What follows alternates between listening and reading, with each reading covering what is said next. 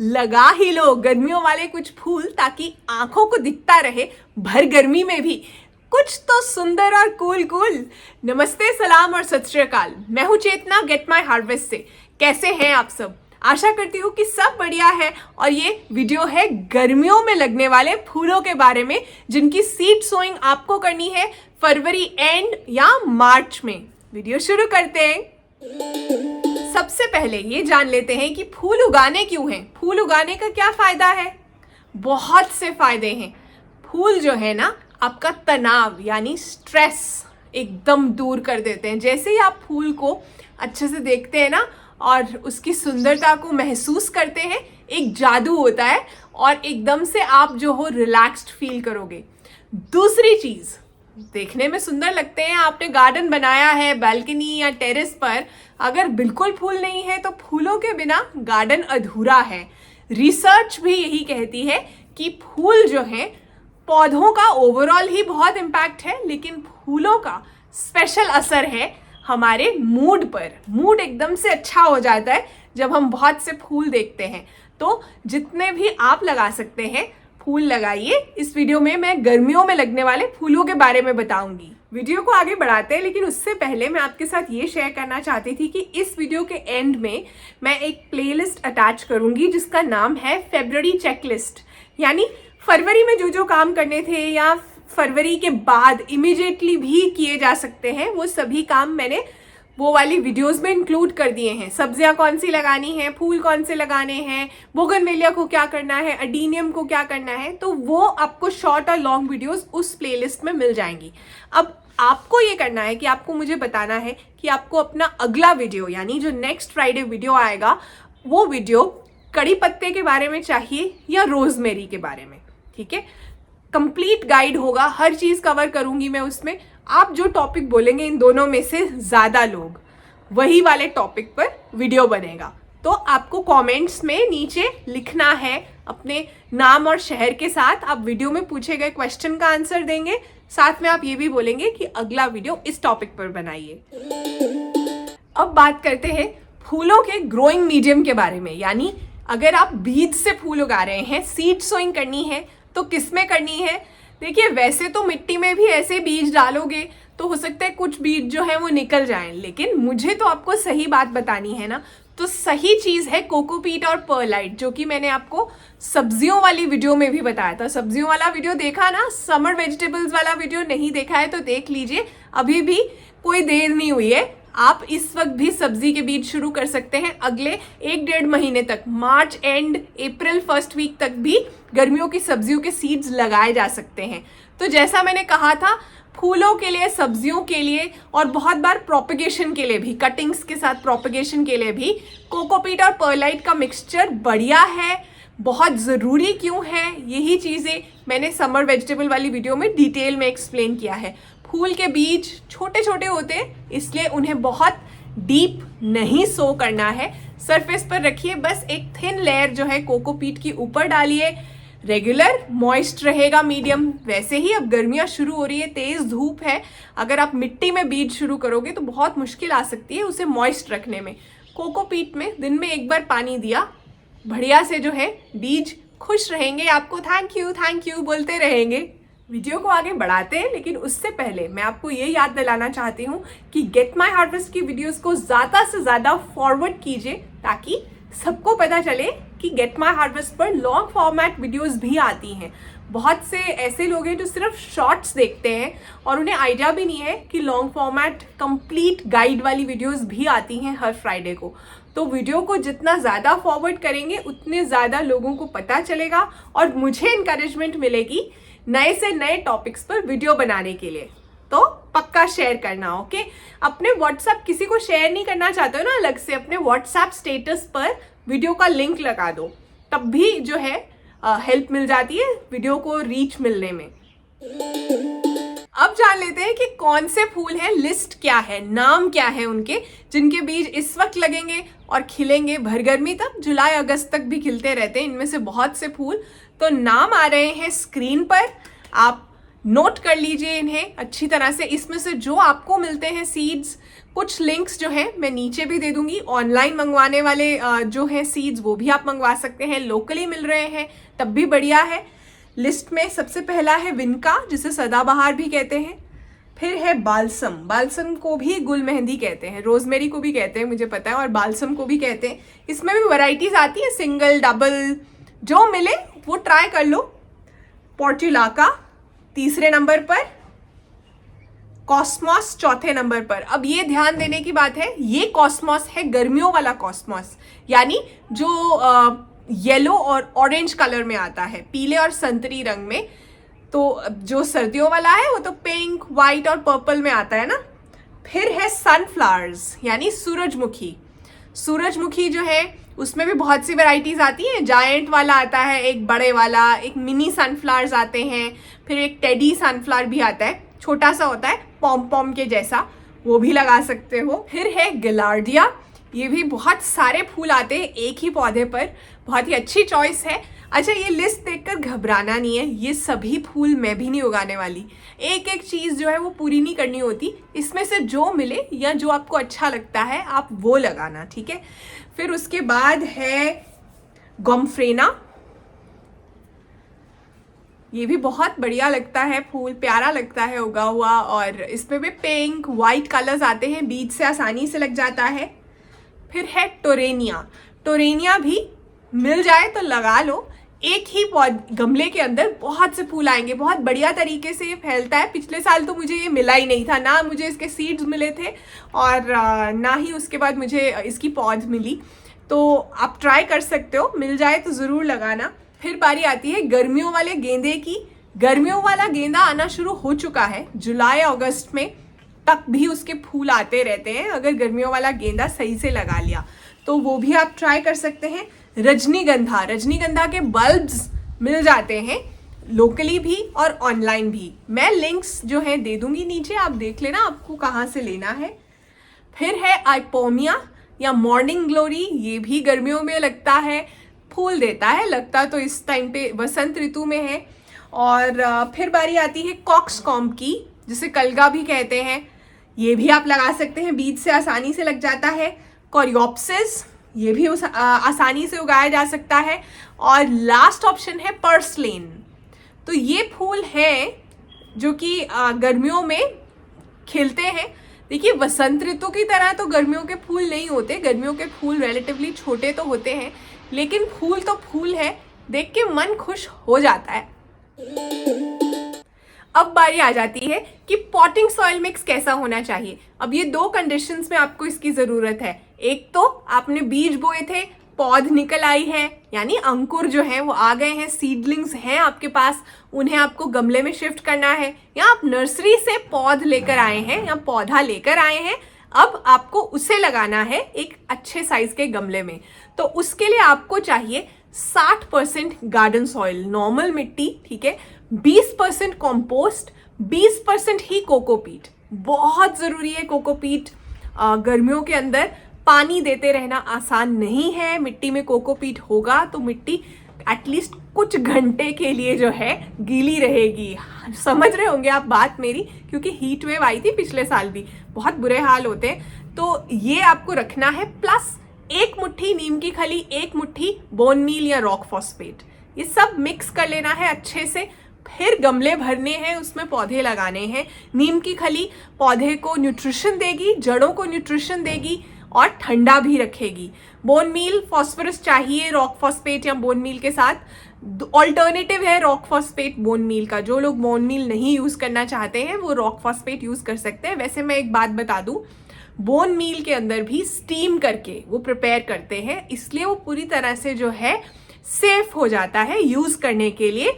तो आप जो है वो वाला शक निकाल दीजिए कि उससे पता नहीं क्या होगा पौधों के अंदर, या आपको उलझन हो रही है सोच के। फिर भी रॉक फॉस्फेट यूज़ कर लेना बोन मील की जगह पे, इफेक्ट वैसा नहीं आता है। जो बोन मील से असर आता है ना, वो रॉक फॉस्फेट से नहीं आता। अब जान लेते हैं कि गमले का साइज क्या होना चाहिए।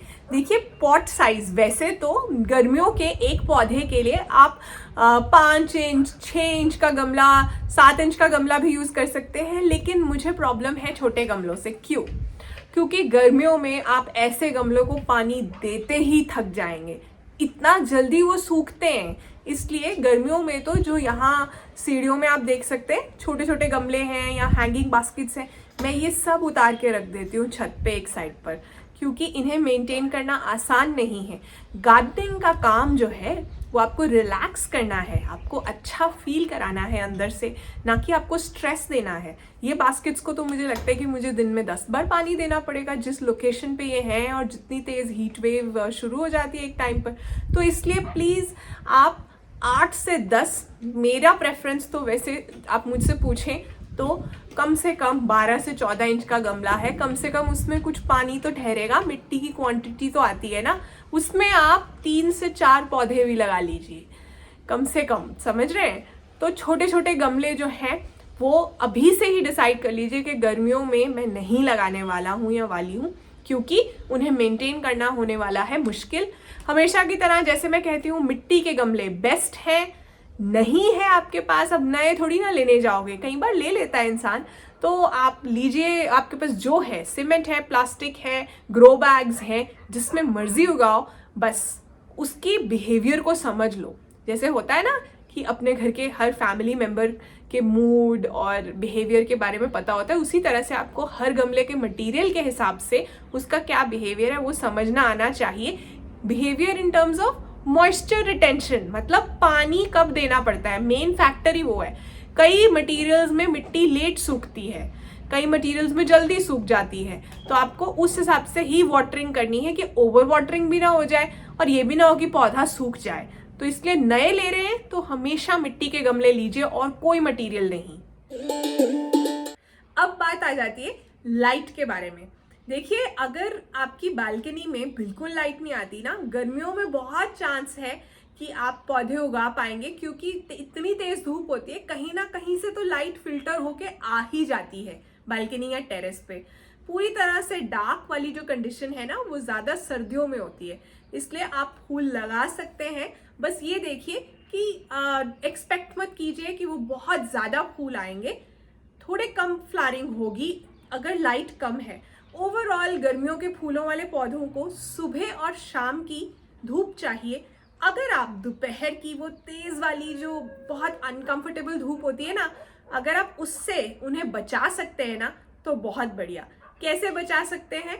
अगर छत पर एक बड़ा वाला पौधा है, बड़ा गमला है जो कि छाया दे सकता है, उसके आसपास इन्हें रख दीजिए जिससे कि इन्हें छाया मिल सके, या छत के बालकनी के ऐसे हिस्से में रखिए जहां तेज दोपहर को जो धूप आती है तेज वाली, उससे ये बच सकते हैं।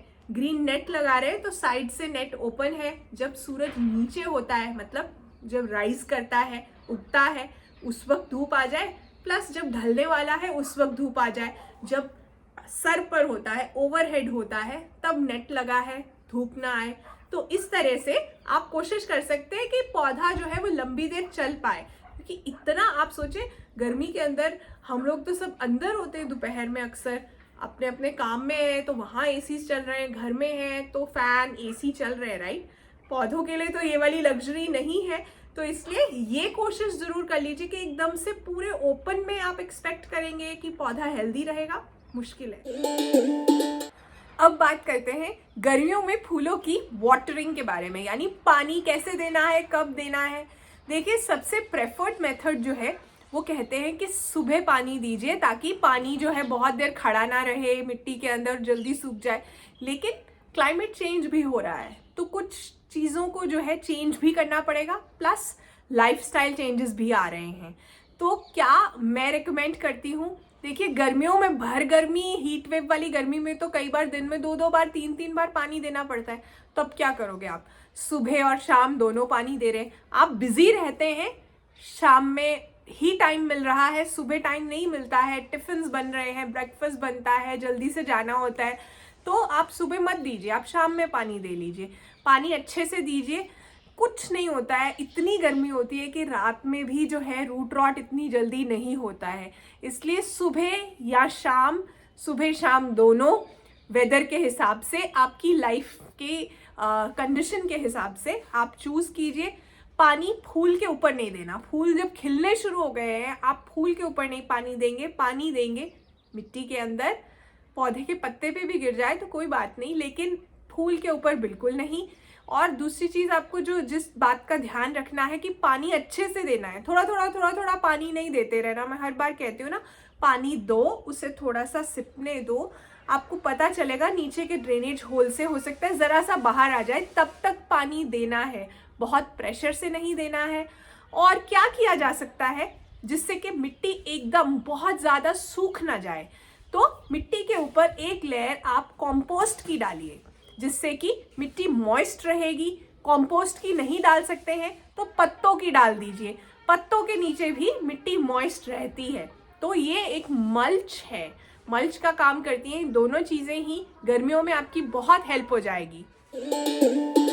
अब बात कर लेते हैं कि खाद कौन सी देनी है फूलों को। देखिए, जब हमने पॉटिंग सॉइल मिक्स बनाया है उसमें हमने कंपोस्ट भी डाली है, नीम की खली भी डाली है, बोन मील भी डाला है। इसके बाद 1 महीना जो है कुछ भी देने की ज़रूरत नहीं है। 1 महीने के बाद आप लिक्विड सीवीड फर्टिलाइज़र दीजिए और कंपोस्ट दीजिए 15 दिन के गैप पर, ठीक है। 1 महीने के बाद पहले लिक्विड सीवीड फर्टिलाइज़र दिया, फिर 15 दिन वेट किया, कंपोस्ट डाल दी। उसके बाद कुछ नहीं देना। वैसे भी आप जो है एकदम से जब फ्लावरिंग हो रही है, पौधा बिल्कुल जो है हेल्दी है, आपको लग रहा है कि अब पिछले वाला जो साइकिल था खाद का, उसके बाद भी 1 महीना निकल गया है, फिर ही जो है आप दोबारा से लिक्विड सीवीड फर्टिलाइजर और फिर 15 दिन के बाद कंपोस्ट दे दीजिए। बीच में टॉनिक्स दे सकते हैं। देखिए, 15 दिन का गैप जरूर हो, जैसे कि बनाना पील फर्टिलाइजर, केले के छिलके का पानी, या अनियन पील फर्टिलाइजर, प्याज के छिलके का पानी दे सकते हैं। 15 दिन का गैप जरूर रखिए, ठीक है। और आपको पौधे को भी देखना है कि उसे क्या ज़रूरत लग रही है। बहुत ही मरू सा छोटू सा पौधा है और उसके अंदर आप खाद डालते ही जा रहे हैं, तो उससे कुछ जो है पौधे को फ़ायदा नहीं होने वाला। देखिए भी कि पौधा क्या कह रहा है, उसकी बात सुनिए। जैसे बच्चे की बात सुनते हैं ना, और नहीं तो फिर बस भी कर देते हैं, अच्छा हो गया, ओके बस। इसी तरह से पौधे भी बताते हैं अगर आप उन्हें ध्यान से सुनने की कोशिश करेंगे। अब जान लेते हैं कि गर्मियों के फूलों के पौधों पर ज़्यादा फूल कैसे आएंगे, ऐसा क्या करना है। कुछ स्पेशल टिप्स बताऊंगी। सबसे पहले तो जो मैंने कहा है, पॉटिंग सॉइल मिक्स ऐसा होना चाहिए, पानी कैसे देना है, गमले छोटे छोटे मत रखो बहुत।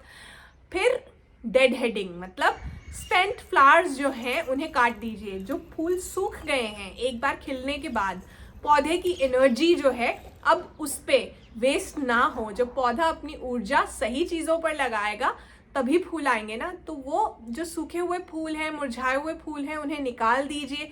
रेगुलरली ये कीजिए। कुछ पौधों को तो प्रून करना पड़ता है, काटना पड़ता है। जैसे मैंने दिखाया हुआ है डायंथस में कैसे हम करते हैं ना, पूरा पौधा ही ऑलमोस्ट छोटा कर सकते हैं हम, फिर से बुशी हो जाता है और बढ़िया से फूल खिलने शुरू हो जाते हैं।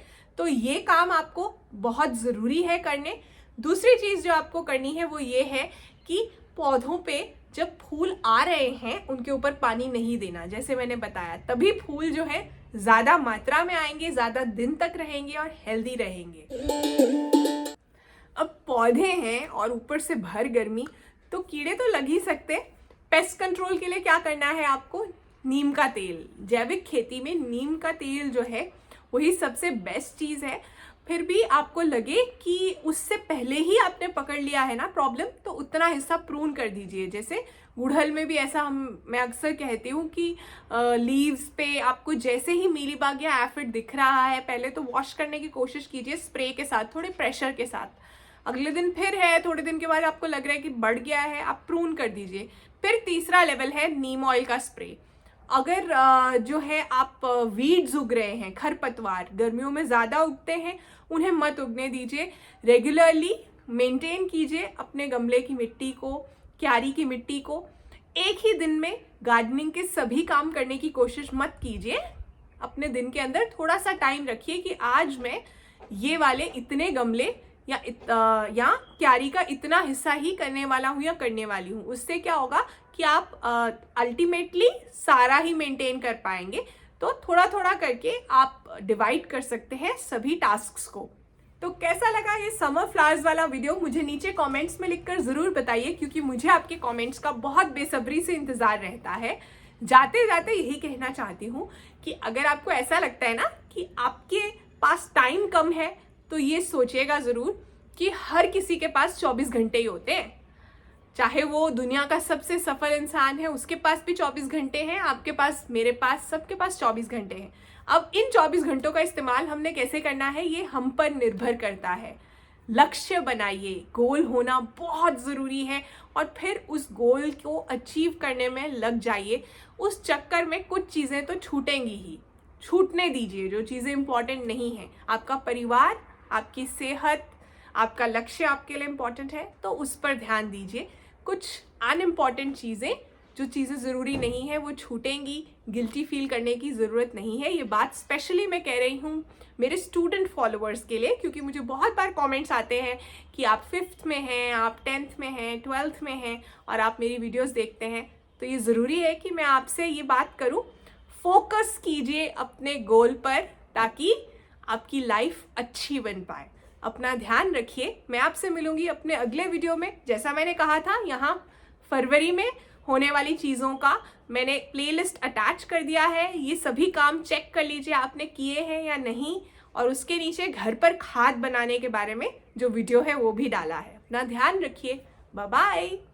पिछले वीडियो में बोगनवेलिया के बारे में पूरी जानकारी दी थी। उसमें जो सवाल पूछा था उसका जवाब है ब्रोकली। कुछ शाउट आउट्स देना चाहती हूँ। सरिता और स्मिता महाराष्ट्र से, प्रिंस और दीपाली पंजाब से, विहान हरियाणा से, यशविन मौर्य भोपाल से, दर्श अग्रवाल यूपी से, तिशा साहू दिल्ली से, डॉक्टर शफी अहमद न्यू दिल्ली से, राहुल गुजरात से, सोनिया सारा पाकिस्तान से। बहुत बहुत बधाई हो। अगले वीडियो में शाउट आउट के लिए आपको मुझे बताना है कि इंडिया का नेशनल ट्री क्या है, यानी राष्ट्रीय वृक्ष। अपना नाम और शहर या देश साथ में लिखिए।